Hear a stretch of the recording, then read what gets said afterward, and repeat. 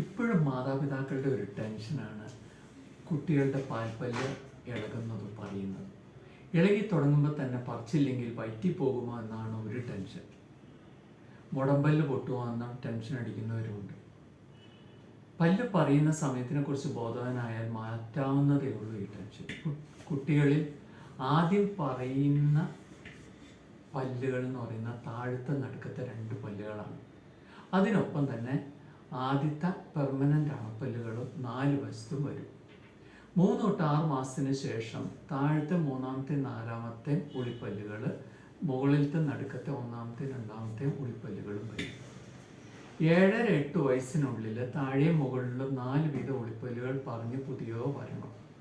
വന്നില്ലെങ്കിൽ ഡെന്റിസ്റ്റിനെ കാണിക്കും.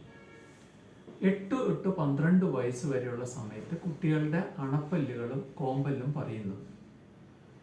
പല്ല് നിരയായി കിട്ടുവാൻ കുട്ടികളുടെ കോമ്പല്ല് നേരത്തെ പറിച്ചു കൊടുക്കാറുമുണ്ട്.